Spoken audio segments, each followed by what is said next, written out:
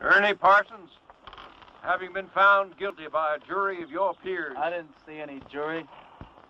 Well, they was around. Anyway, what difference does it make? You gunned down Windy Jones, and he was one of our most beloved and respected citizens. I heard he was the town drunk. Well, now that he's dead, he's one of our most beloved and respected citizens. I don't care who he was. I didn't kill him. You've got the right to hear a few words from a preacher. Unfortunately, our preacher's out of town, but luckily, we got Farley Millard here, and he's a feed and grain salesman, and he owns a Bible. No, thanks. Now, what does that mean? I don't want any feed and grain salesman praying over me. I don't want anyone praying over me. I don't believe in that stuff. You ready, Max? Up. You got one more inalienable right to speak a few last words, and I mean a few. We don't want one of them things where the cam takes off with a Declaration of Independence. Well, go on. Well, I'd just like to say that this is the lousiest town that I've ever been in. Well, I've met a better class folk in a San Francisco opium parlor. Drunken pool hall bum would be considered too high tone for these parts. And as for your system of justice, well... That's enough. You see what I mean? He was just one breath away from the Declaration. All right, Max. Don't do it! Don't do it! Don't do it! Don't do it! Ed Loach just confessed. He killed Wendy in a drunken barroom brawl about a pregnant Indian squaw. Ed claims Wendy was the father and that he was acting as the avenging angel. Wendy was going to be the father or something? That's what Ed says. All right. Untie him. Give him his gun.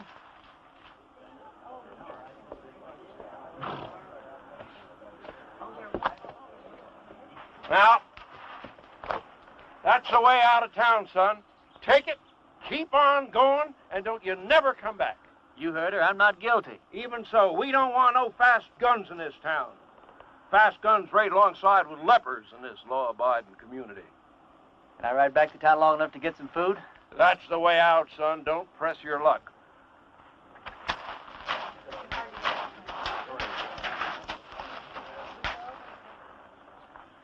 Thanks. Bye. I'm going with you. You don't have to. I'll be back. When?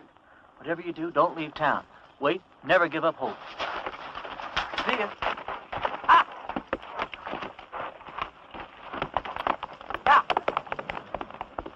Well, if I'd have known he was going to act like that, I never would have lied for him. What? You would have never... What? I don't care. I thought he was cute.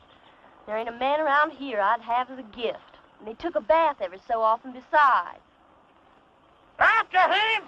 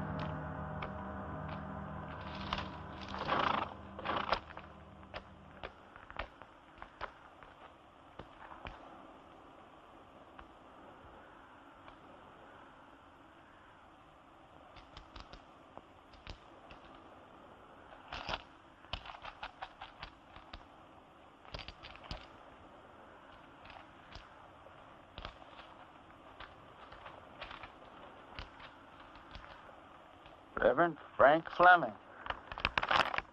Well, pleased to know you, Frank. Dear Reverend, everybody in Castle Walk is real excited about you coming here. We ain't had a preacher here in over 3 years. When our last one left in such a hurry, he didn't even say goodbye. He was a pious man, but he had a yellow streak down his back. We're all looking forward to meeting you for the first time. We're all looking forward to meeting you for the first time? I don't know how long you'll be willing to stay, but you'll be welcome every minute of it.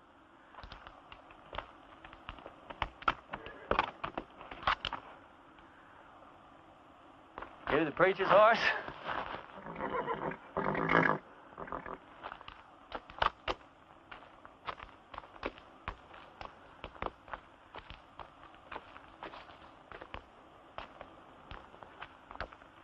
Let's see what you got, pal.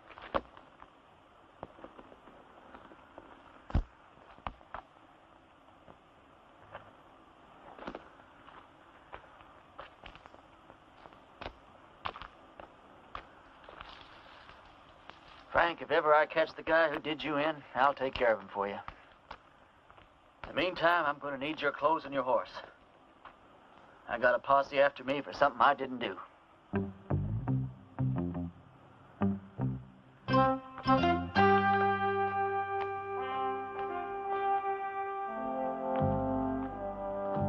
I'd say a prayer for you, Frank, but coming from me, I'm afraid it's liable to do you more harm than good.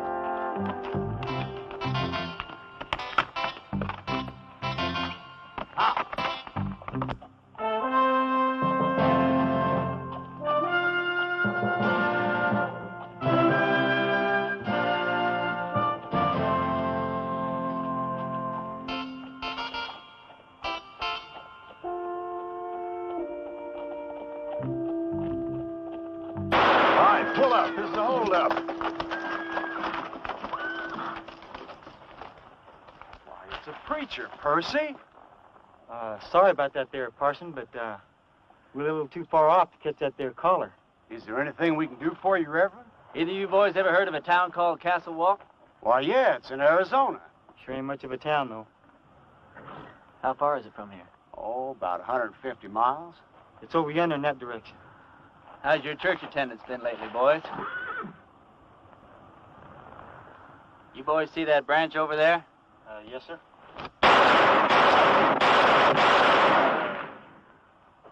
That was for the Lord, boys. He loves you, but he hates your profession. Yeah, I can see how I would. I want you boys to go and sin no more. We surely won't, Parson. As soon as we can afford not to. Preacher, you being so good with that gun and all, how come you didn't just kill us as we was riding up here? Because you boys are children of the Lord, just as much as I am.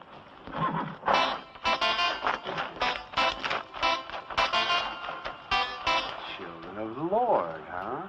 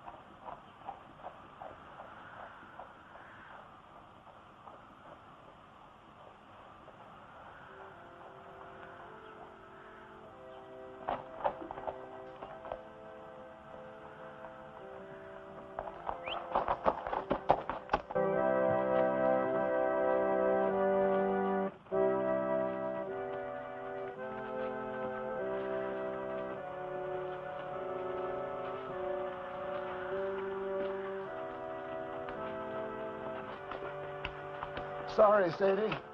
Didn't have the time to dig it no deeper. Well, I guess we better just put him in the ground and get it over with. All right. Without even a few words?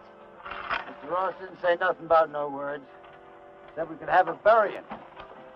Mr. Ross didn't say nothing about no words. But Sam was a Christian man. You can't just bury him like a wild dog. Can't we stand up to Mr. Ross just this once? You're leaving here after the burying. We got to stay here and live with him. All right, let's get going.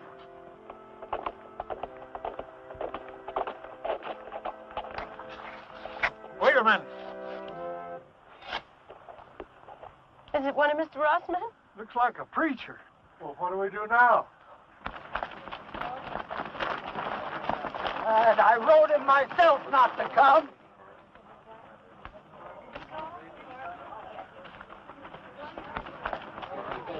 Thank God you're here, Reverend. I've got many receptions in my life, ma'am. Yours is almost unique. We were going to have to bury my husband without any proper words being said. But now that you're here... You, the Reverend Frank Fleming? That's right. I wrote you a letter telling you not to come. No, you wrote me a letter welcoming me to Castle Walk. I wrote you that letter. Yeah, but things changed.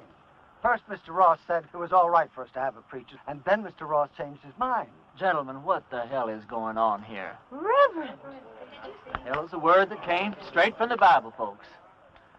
Now, all I know is we've got a heartbroken little widow here. You did say you were the widow? And these are my children.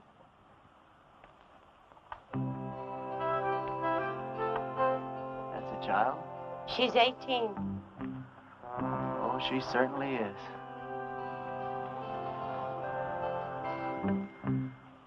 Well, first order of business as I see it is to get this poor man put decently into the ground. Oh, thank you, Reverend.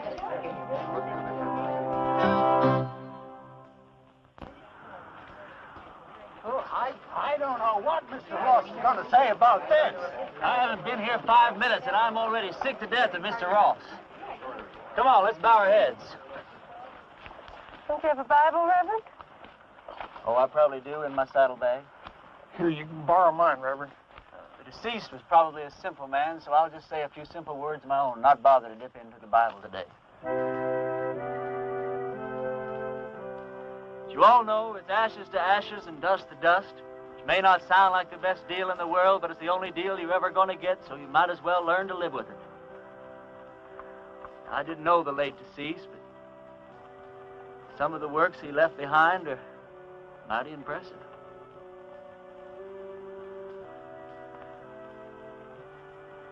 Well, what did he die of? He was shot in the back. May the full wrath of the Lord fall on people who shoot other people in the back. It's a rotten, sinful way to make a living. Amen. Amen. I can't thank you enough, Reverend. I'd like to say more, but Mr. Ross only gave us half an hour to get out of town after the funeral. You're leaving town? You taking her with you? Mr. Ross said we all had to go. Who is this Mr. Ross? He's a mean, miserable, murdering thief, and he runs everybody in this part of the country. There ain't a soul of us that had a single, solitary, happy day since he rode in here and took over. He's going to hear every word that you said. Yeah, and he'll probably kill me. But at least I got to say something that should have been said before I died. Why is he running this woman out of town? My husband, Sam, was the only man in these parts to stand up to Mr. Ross. So he had Sam killed. He let us take one wagon load of our things. We'd better get started. Ma'am, the only place you're going is back to your ranch. I'm sure with the help of all these fine citizens that we can make Mr. Ross see the error of his ways. Reverend, you don't understand the situation around here. Mr. Ross is a powerful, powerful man. He's got money and influence. And he's got 20 top gunfighters working for him. Before I tell you people what I really think of you, I'm going to tell you something about gunfighters. Now, Ross doesn't have 20 top gunfighters working for him because there ain't 20 top gunfighters in the whole U.S. of A. Now, what Ross probably does have is about 15 cowboys that wear guns for ornaments. They do just fine at shooting up a saloon or making some terrified dude dance a little jig. Ross has probably got about 3 men who are pretty good at getting their guns out of their holsters, but no good at hitting anything once they do. Which leaves about 2 or 3 men that might honestly be called gunfighters. Not top gunfighters. More like second or third raters. So you see, you folks have been letting yourselves be rousted around by a bunch of 2-bit yahoos. How come you know so much about gunfighters, Reverend? The Lord's work takes one to many places in many climes. Matthew 31. There ain't no Matthew 31. Well, there ought to be. Widow, I want you and your family to get in the wagon. I'm going to drive you home. You're going to sit next to me. Oh, I don't know, Reverend. Man, you don't look like the kind of woman that would back away from a little fight. Where's your faith? My faith is in good shape, Reverend. And if you're willing to take the risk, so are we. Get in the wagon, kids. Us and the Reverend are going home.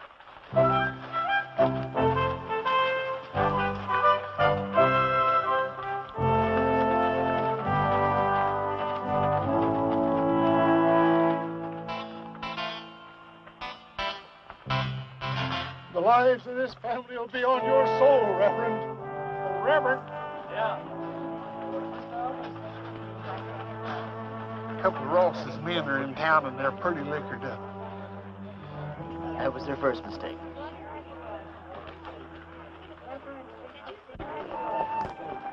You ride my horse, son. Okay.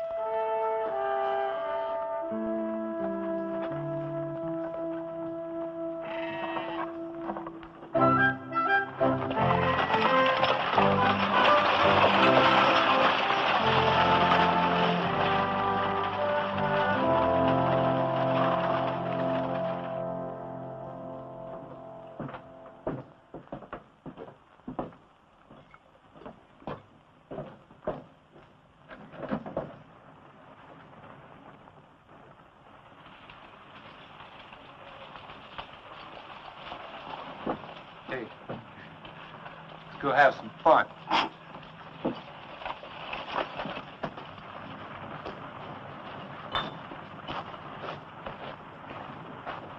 Remember the children, Reverend. Those are just 2 of the cowboys, ma'am. Who? Where do you people think you're going? Where's the place that Ross would least like us to go? I'd say her ranch.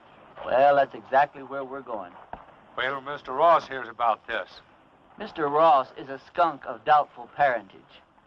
Mr. Ross is so low he could walk under a rattlesnake's belly wearing a high hat. And that's what I think of Mr. Ross without ever having met the man. Now, that was indecisive, cowboy. Could have very easily cost you your unimportant life.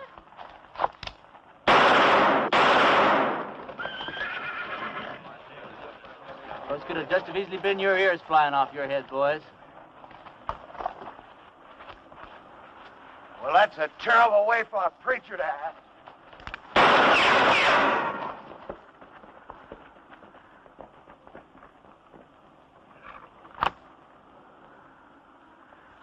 The Lord wants someone to move. He wants them to move.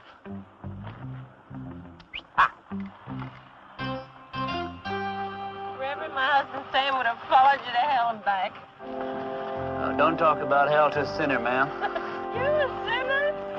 Yeah, we're all sinners. We're about to be.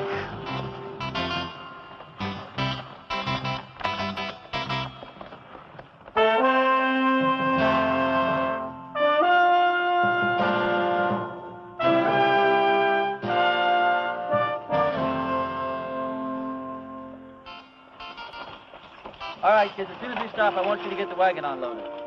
I want to get this family settled in before dark. You don't mind if I order your kids around a little, do you, ma'am? Reverend, you can do anything you want to. Reverend? Reverend? Yes, ma'am. Reverend, this hole in the back of your coat, it looks like a bullet hole. Well, that'd be my guess, ma'am. You guessed. How could a man be shot in the back and not know it? Well, I was carrying that coat over my arm when the shooting took place.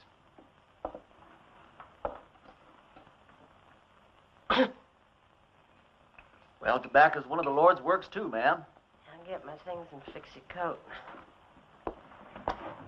Do you think Mr. Ross and his men are going to come down and get us tonight? No, not tonight, honey. I'd imagine that Sunday in church would be where he makes his first play. Aren't you scared at all? Well, I'm scared, all right, Sally. But not the kind of scare that'd make me knuckle under to the likes of that Ross.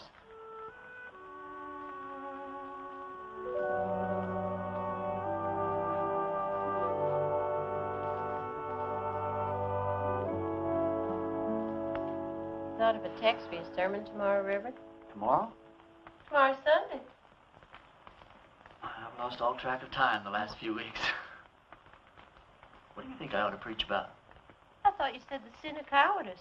Yeah, that's not bad either. Thought you probably had some favorite passage from the Bible to illustrate your point. Oh, I do. Several of them, as a matter of fact. But what's your favorite passage from the Bible that would illustrate that point, ma'am? I think it would be Luke 12. Christ says, "Do you think I have come to give peace on earth?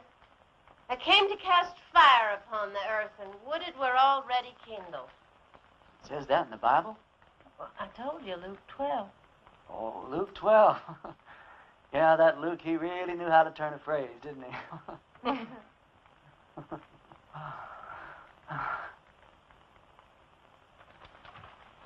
your clothes up for the services.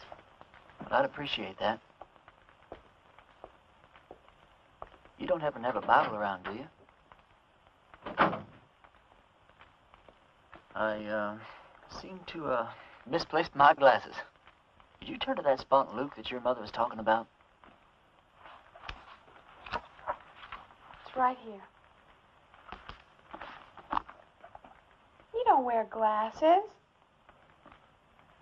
You know something, you're right. I don't know what got into me.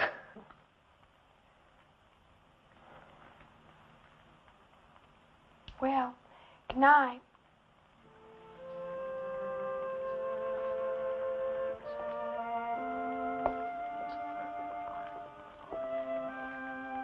Good night.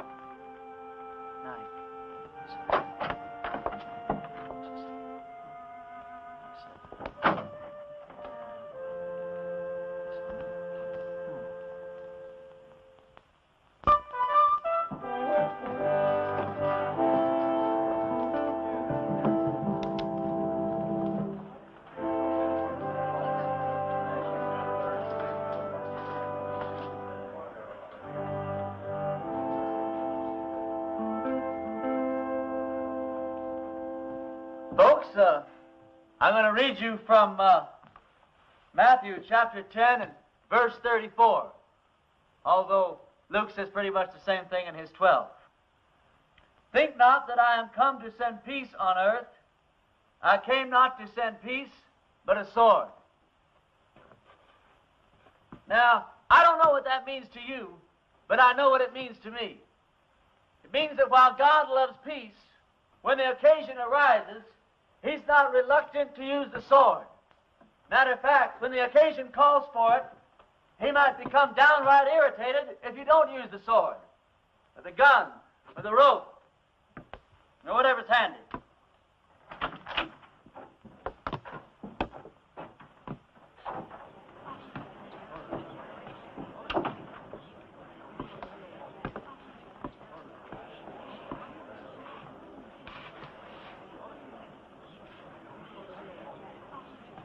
Now, you folks have had a cross to bear here lately, and his name is Ross. They say that people get the kind of lives they deserve, and I guess they do.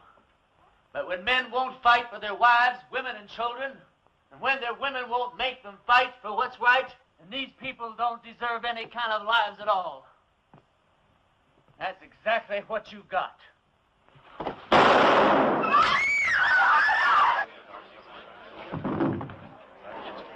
Get his gun.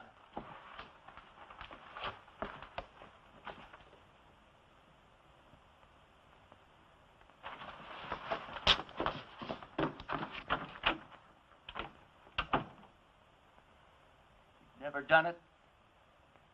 Don't think you could possibly realize what an awful thing it is to kill a man. I don't know who God must be mad at the most. That man for wasting his life at the order of some tin-horn dictator. Me for having to do this thing in his own house. You people haven't quit before the fight even got started. I haven't got the heart for any more church today, that's all.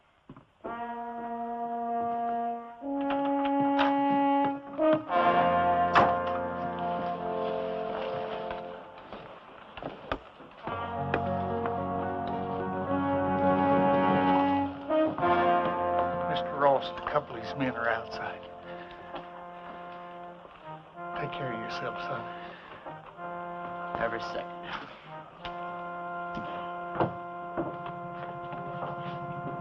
Bring that body outside.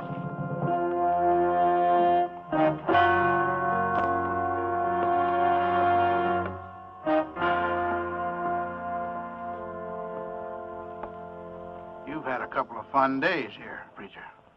Well, I tell you, Ross, The name is Mr. Ross. The name was Mr. Ross. Now, you hear me good, Ross. Either those two men go for their guns, I'm going to go for you first. I think I can take him, Mr. Ross. Don't think. Here's your chance, boys. Either you holding any grudges against him, draw on me, and I'll kill him for you. If we go together, we can get him. Before or after he killed me. You don't look all that fast to me. Shut up.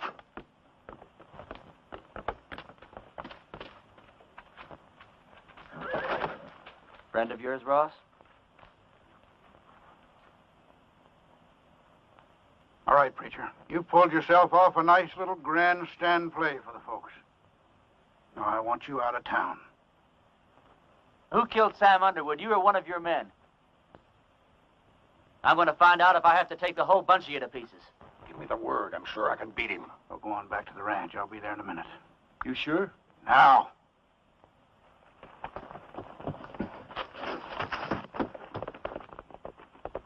That's the way I like it. Man to man.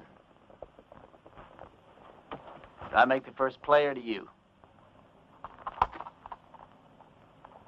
I just changed my mind, preacher. I don't want you out of town. I want you right here where I can get you anytime I want you. Service is next Sunday at 10 o'clock, and there's a 4-bit fine for being late.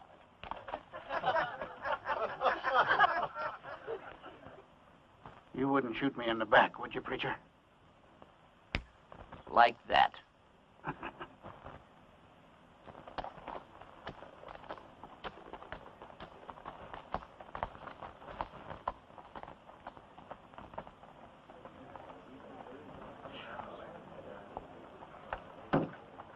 Any of you folks think your preacher doesn't deserve a drink after the events of this morning? Well, we just don't believe in the same God, that's all.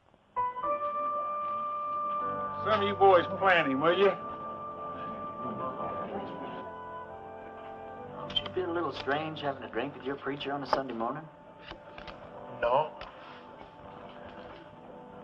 How come? You know, about 10 or 12 years ago, I took a trip up to Cheyenne. Come across this altercation between a 19-year-old kid and one of the top gunslingers in that part of the country at that time. This kid, he didn't want no part of the fight, but this gunny was drunk. He kept at it, and finally the kid had to go for his gun or get blasted right there in his tracks. It was plumb pitiful. How? This kid was the fastest thing I ever seen. Caught that gunny flat-footed. Why, he was dead before God got the news. I inquired around, found out this kid's name was Ernie Parson. Ernie, what are you doing here in Castle Walk dressed up in that preacher's outfit? It's a wrong guess, Billy. You know, once you've seen a top man handle himself in a gunfight, you never forget one little detail.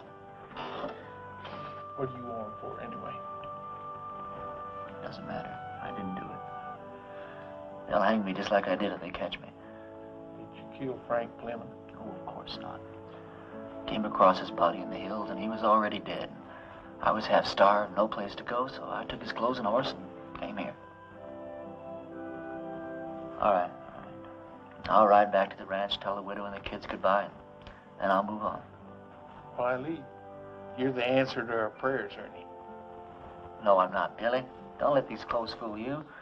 God moves in mysterious ways, boy. Not that mysterious. Look, Billy, what I'd like to know is if I do stick around here, how much help can I count on from these God-fearing people? Almost none. Almost none? None.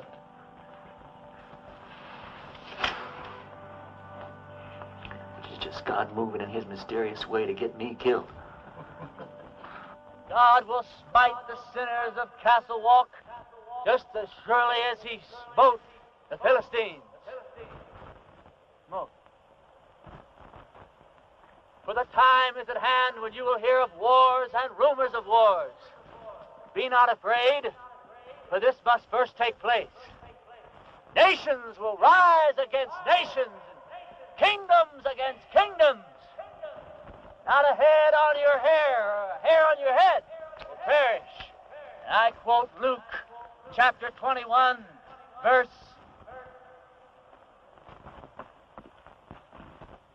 Luke chapter 21 and verse 23. For there shall be great distress in the land, wrath upon his people.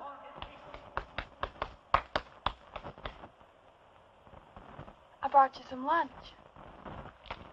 I didn't know preachers had to practice. Well, it's either that or watch the collections fall off. Huh? Oh, that's a real bad joke I stole from the Methodists. Oh, Does your mother know you came out here alone? I don't know. Why? Well, you're a very attractive young girl. Almost too young, as a matter of fact. Most of the girls around here are married by the time they're 13 or 14. 13, huh? Well, I'll have to look into that. Why? They're the lucky ones. Even if they don't get a trip to Phoenix out of it. Is that the price of marriage around here, a trip to Phoenix? No, but it sure doesn't hurt. Look, do I have to keep on calling you Reverend? Oh, no, call me Ernie. Ernie? My full name's Frank Ernest Fleming. All my good friends, they call me Ernie. Is there anything in your faith against marriage? No, not in my faith.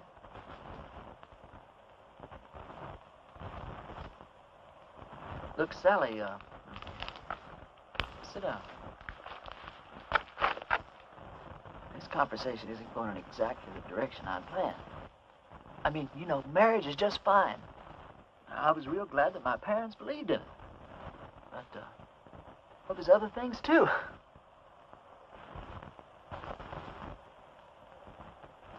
You don't know what I'm talking about, do you? I know what you're talking about. Let's see.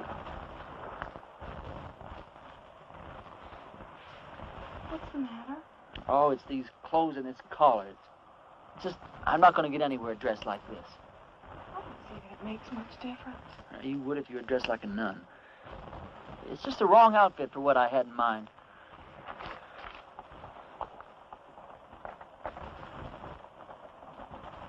Hey, preacher! I've got to talk to you! Hi, Sal. Hi. It's real important.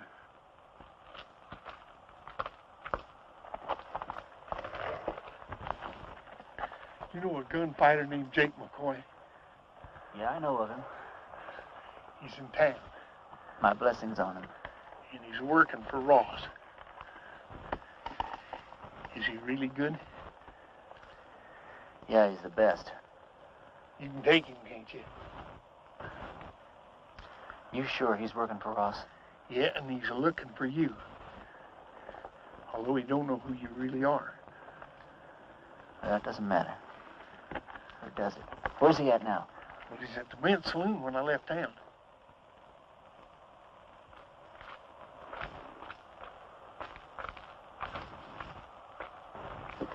You're going to have to ride back to the ranch alone. We didn't get very much accomplished today, did we?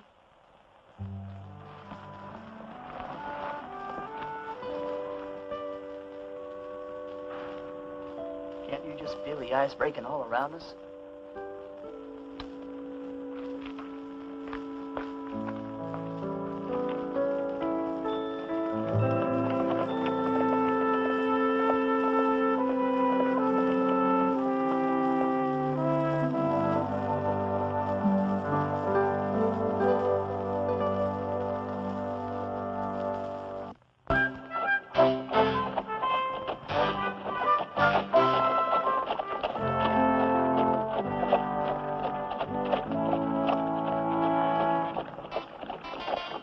Well, this is your last chance to ride on out of here.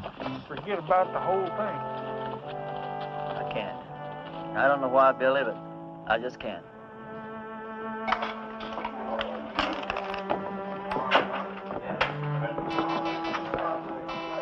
Tim will be on him at the table. He's already spotted you.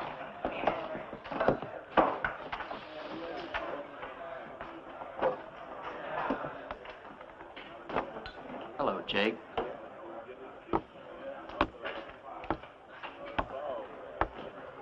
I was just about to go looking for you.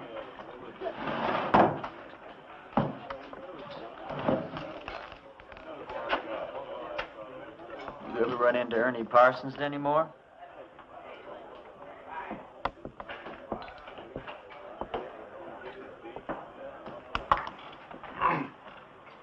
I've never run into Ernie Parsons. Any time, any place at all, ever.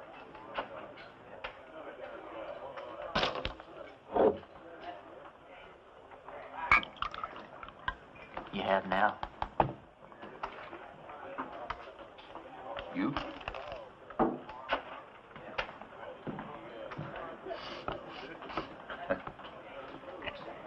You going to the church? Into hiding for the winter. Oh.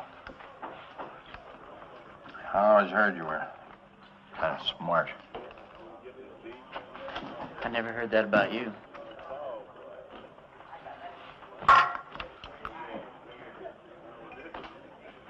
Look, are we really going to have to go through with this thing? I got $1,000 in my pocket. And the girl waiting for me in Boulder City says I gotta go through with it. You all that sure you can beat me? You all that sure I can? Anything I hate is a stupid, senseless fight. Come on.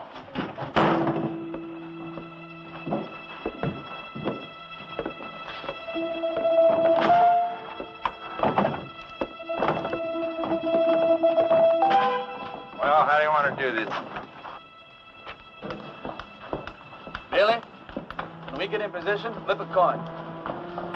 When it hits the ground, we go for our guns, all right? All right. Jake, one of us is going to die, and it's not going to prove a thing. Sure it is, Ernie. It's going to prove which one of us is a fool to call himself a gunfighter.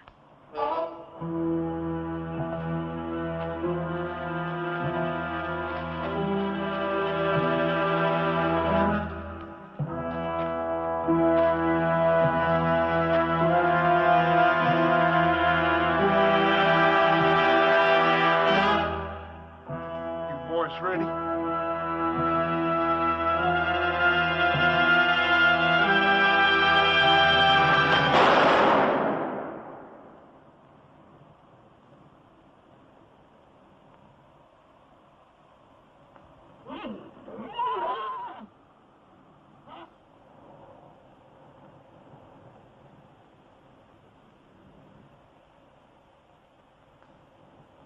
Are you hit?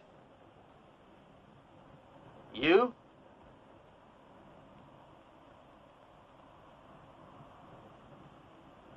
Did you ever miss from this distance before? Never. Me neither. Want to try again? No. No, I think somebody's trying to tell us something. You put your gun away. I'm going to get on my horse and get out of this place.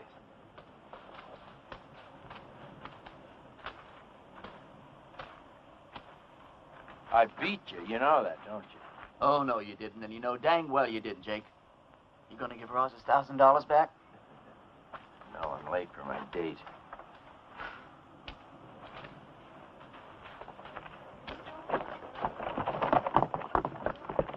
You folks see those bullets hit? I don't think it hit anywhere, Reverend. That's just plain silly.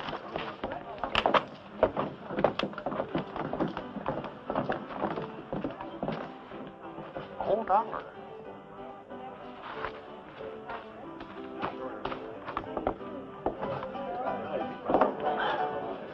This is how those stupid legends get started. Jake and I have an off day in a gunfight. Miss each other. Wish there could be 1,000 explanations. It's because a bunch of rummies standing around don't see where the bullets hit. All of a sudden, you've got the miracle of Castle Wolf. Now, this whole miserable little town's gonna think that God's on their side. Well, you got me convinced, son. But somehow or other, I just hardly believe that you convinced yourself. Now, let me point out a couple of things to you. Like what? Well, for instance, you're back yonder in that town and they're about to hang you. And right at the last minute, in rides this gal and saves your neck. She and I have been fooling around a little bit. All right, well, then you're out there in the brush. Posses are chasing you.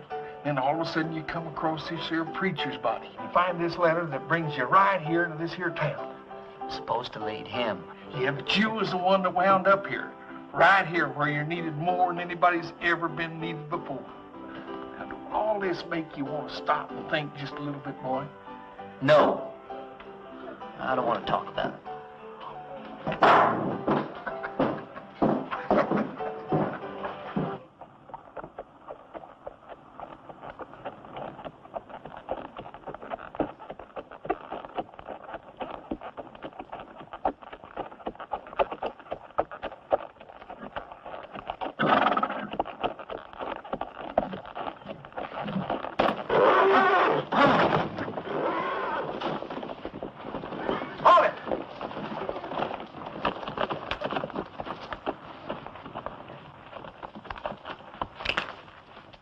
You should have listened to me when I told you to get out of town. You shouldn't have backed out in front of me the other morning either. Now, this whole town's gonna have the idea that you're just a little less than the tin gods you pretended to be. Just tell me one thing. What really happened between you and Jake McCoy? I chased that bum out of town. And he's not gonna give you your $1,000 back either. He said to tell you that's the price he charges for shaking hands with scum like you.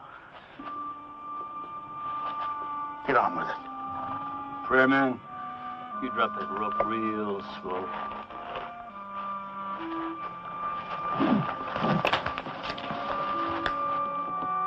Drop it.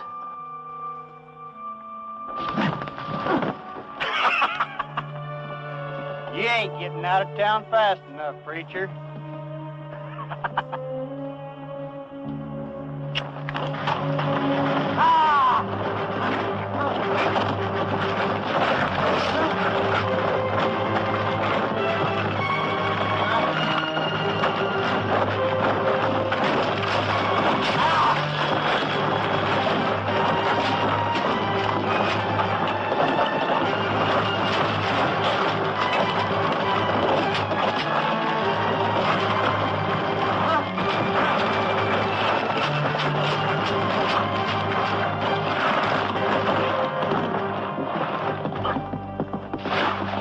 Now, preacher?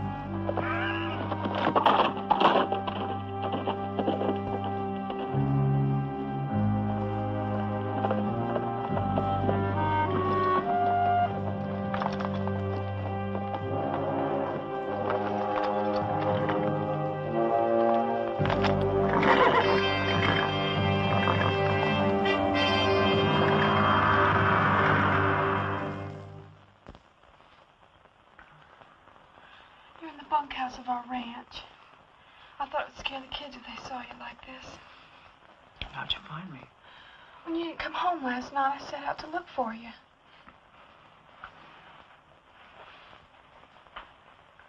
You stripped me down? I'm a ranch girl with brothers. Don't make a big thing out of it. You're something brand new in my life, Sally. Are you strong enough to get up and get dressed and get out of here? Doesn't matter whether I am or not, I've got to do it.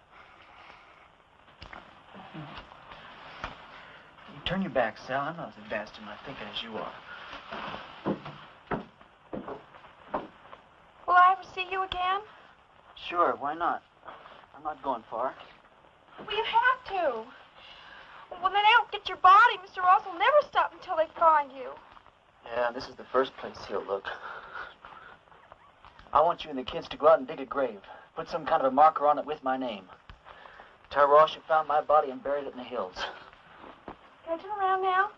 Sure. Sally, I don't want anyone to know that I'm alive. I want it to come as a horrible shock to Ross. I want to start giving him trouble in ways he never dreamed of. I'm going to need plenty of food, water, and ammunition. I'll get you everything you need. Where will you go? I'll hide out in the hills for a while. Well, Ernie, in this part of the country, if a girl undresses a man, it's customary for the man to make an honest woman out of her.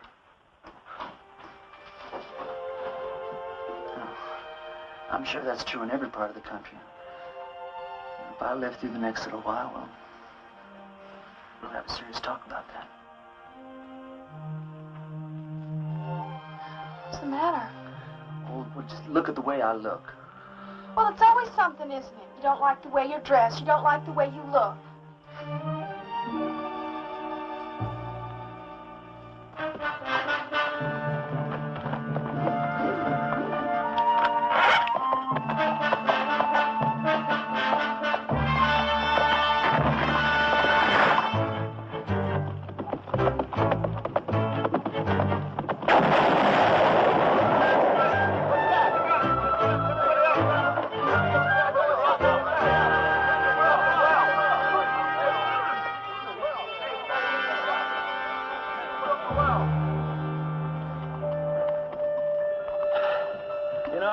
There's a bunch of outlaws operating up in these hills. Probably scared old Chet and Harley half to death. Blew up the well, too.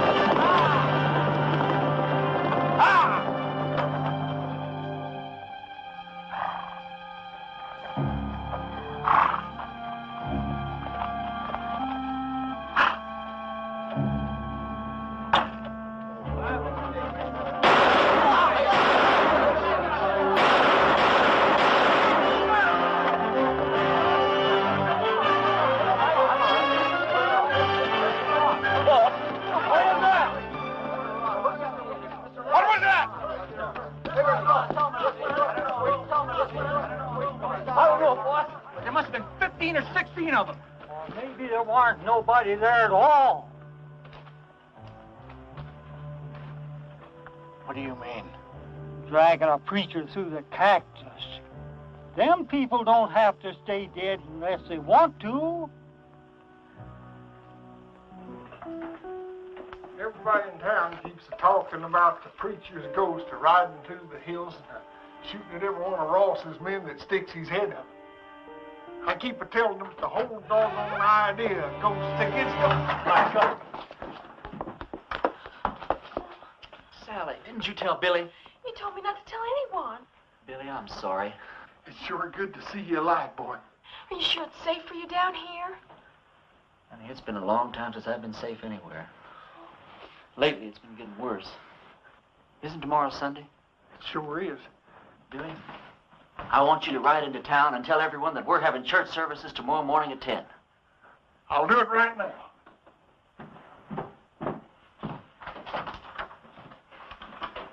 Sally told you our plans, ma'am? Yeah. You have any objections? No. Ma'am, has it occurred to you that, well, Sally's liable to end up one of the youngest widows in these parts? Mary Mert's only 14. She's been a widow 2 years. Besides Mary Mert. No, Grace Dorothy only been married a week and a half when her husband fell down a mine shaft. You know how old she is. Sally, could we take a walk outside? If excuse us, ma'am. Sally, the reason I brought you out here is, well, one of the reasons.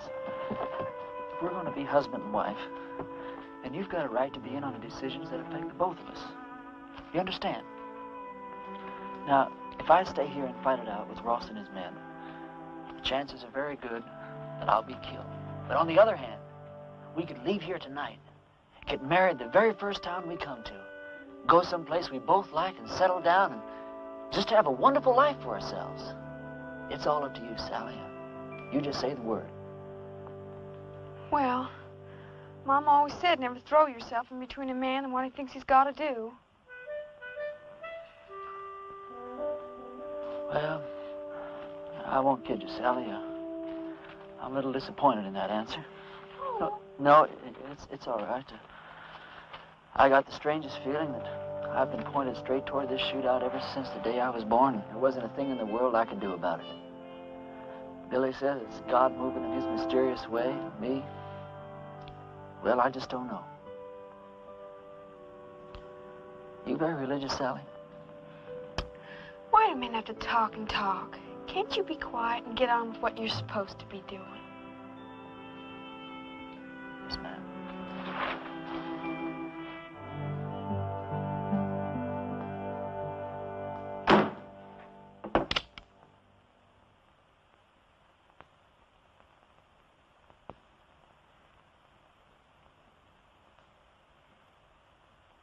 Folks, I'm here today as your preacher and as God's representative.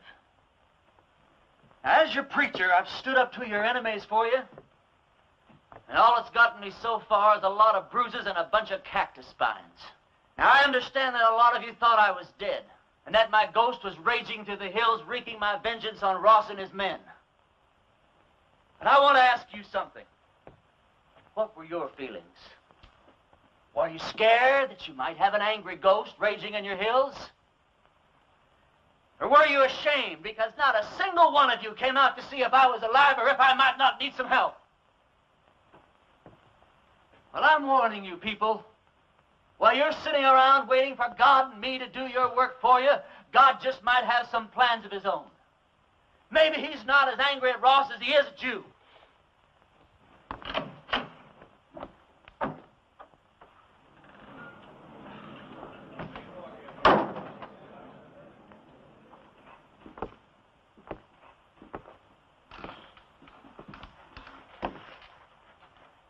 I'm not armed.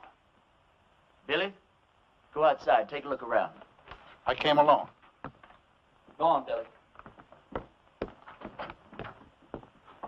I just thought it was time that all this foolishness came to an end. We got a new country to build here. We ought to be getting on with it, instead of indulging in all this senseless killing. I won't deny that you've hurt me since you've been here. Several of my men have been killed or wounded. Several more have run off because you scared them half to death. I didn't know I was doing that well. What do you want, Ross?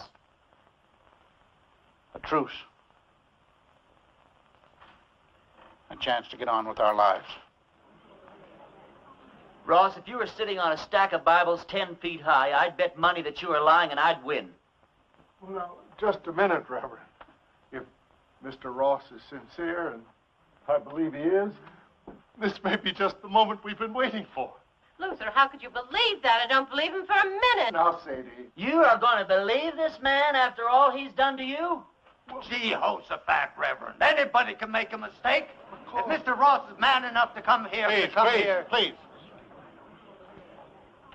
I didn't mean to create any dissension amongst the preacher's flock. Now, you've all heard what I have to say. Think it over.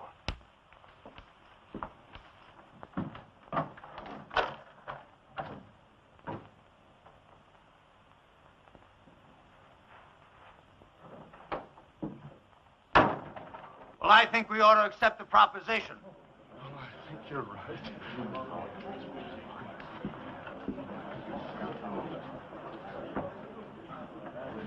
I have an announcement to make. Miss Sally Underwood and I are going to be married tomorrow morning at 11. You're all invited. The second the ceremony is over, my wife and I will be leaving this godforsaken town for good. The ceremony won't take place here in the church. It'll be at the Mint Saloon. You can say what you want about those people at the Mint, but they know why they're there and they do something about it.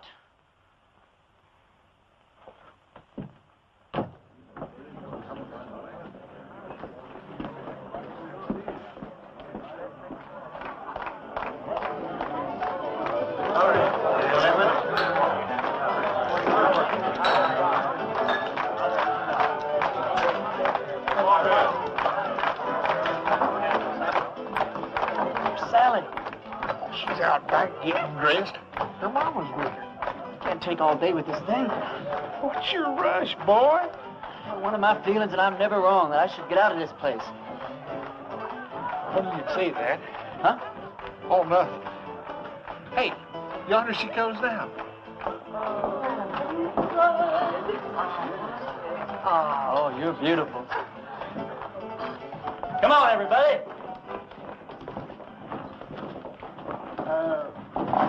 Don't you get the feeling that maybe something's missing here? I mean, who's going to perform the ceremony? You're the only preacher around here. Well, I don't know of any law that says I can't delegate my otherworldly powers. You marry us, Billy. Oh, yes, Billy, come I don't know about the legality of all this. Oh, never mind the legality. It's the spirit that counts. Well, Now, I take Sally to be my wedded wife. You go on from there. well, dearly beloveds, we are gathered here today to unite this couple in holy... What's that? Reverend, you were right. Ross and his men have bypassed the town, and they're circling around, and they're coming in that way. Oh, he's let us down again. Hold it down, hold it down. How many men? I counted 14, including Ross. How long before they get here? Not more than 5 minutes. Well, 5 minutes is plenty of time. Go on with what you were saying, Billy. I'll have to get ready for Ross, otherwise I won't stand a chance. We'll have to finish this thing later. All right, folks, this is it. Now you see how much his word means. Ross and his men are coming into town for just one reason, to get me. Because he knows if he kills me, there won't be enough fight left in the rest of you to hold off a bunch of sick old ladies. This thing works two ways. Now, if I can get Ross first, then his men won't have any reason to go on with the fight.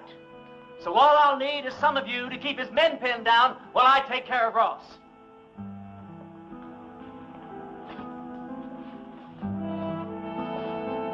But the women and the children... You don't even have to come out in the open. You can shoot from the windows or from the roofs. You don't even have to hit anything. Just shoot fast and make a lot of noise, but keep his men pinned down.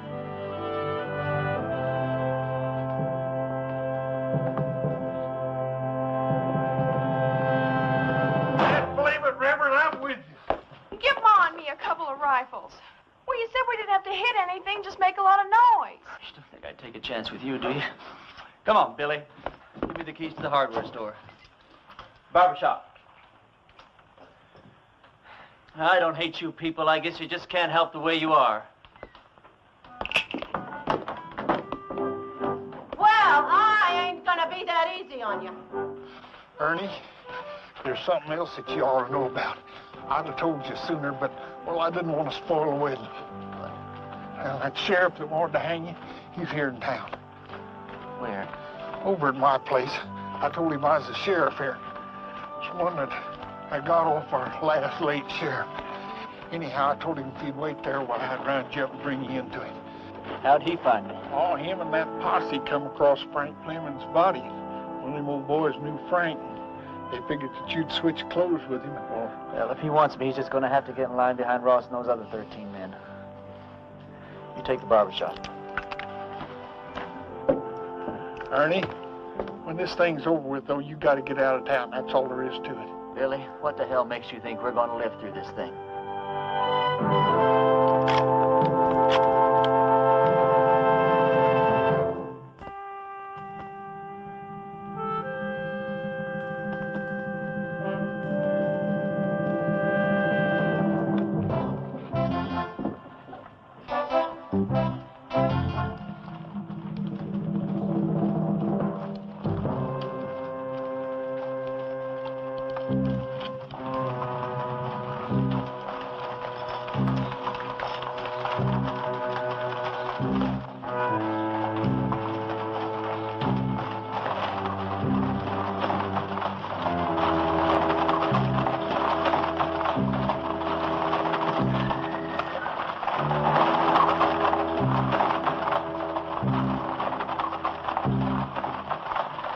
I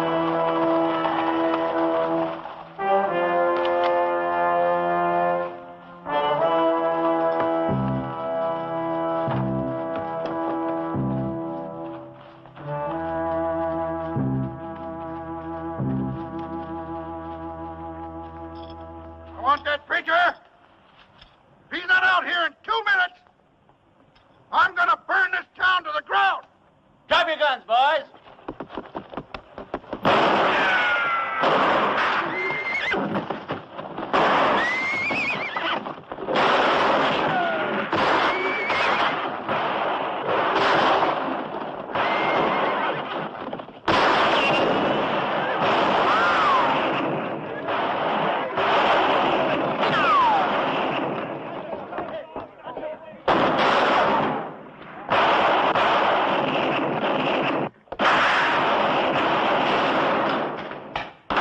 We're with you, preacher.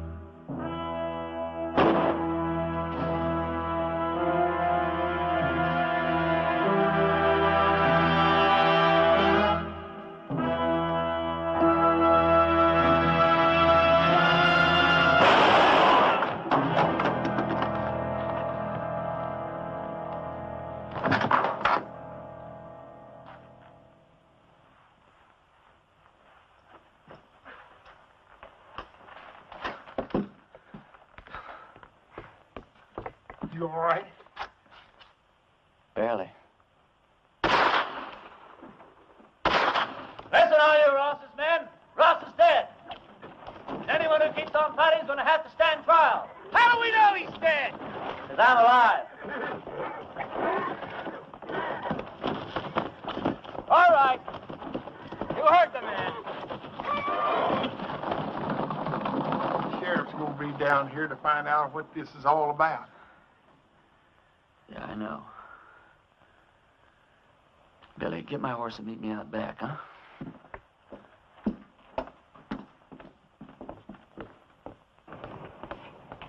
Go over to the men's saloon and tell Sally to meet me back at the ranch.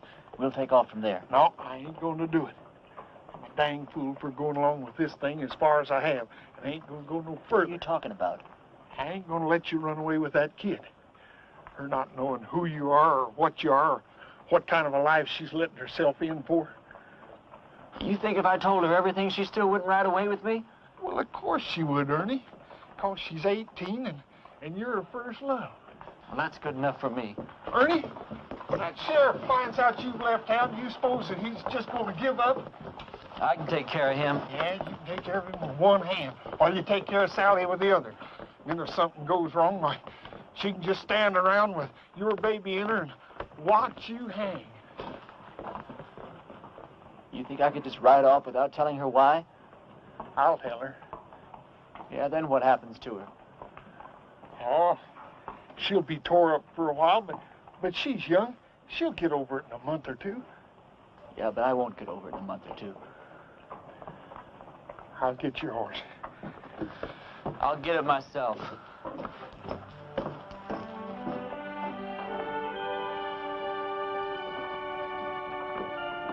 Ernie,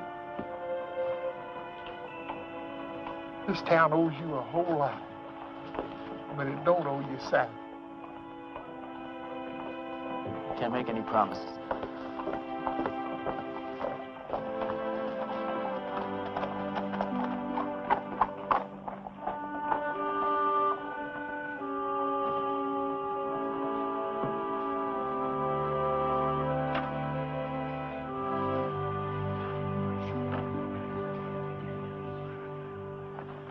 He's all right. He's not hurt, and he'll be here any minute.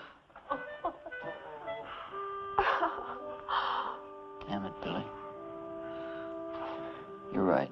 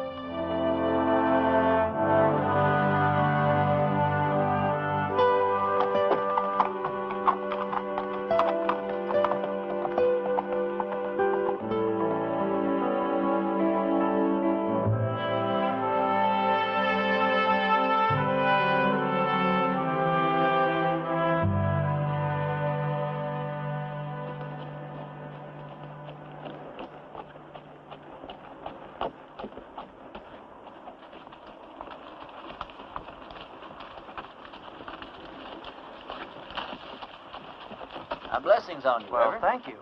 Ernie, do I know you? No, I don't think so. And how come you know me? Because I know every preacher in this part of the country, and you're not one of them. And I've been hearing about a gunfighter named Ernie Parsons and some interesting goings-on in a town called Castle Walk. Well, don't believe everything you hear, Reverend. Oh, I don't. That's why I'm on my way to Castle Walk right now, to investigate these wonderful stories. Well, maybe you should get them a real preacher now. They seem very happy with the one they had. They had a gunfighter, not a preacher. God moves in mysterious ways. You boys sure do hammer away at that phrase, don't you? You really going to Castle Walk? I sure am. When you get there, would you give these to a girl named Sally Underwood? Tell her they're just from an unknown admirer that thinks certain girls should have a trip to Phoenix, even if they don't get married. All right. Ernie, did you ever think that the things that happened to you in Castle Walk might be your call to the kind of work you've been destined to do? Reverend, I didn't solve the problems of Castle Walk by praying them away. I did it the way I always do, with a gun. Did you ever hear of a call coming that way? But you left it a better place than it was when you arrived. You're a nice guy, Reverend. No thanks. I'll be seeing you, Ernie.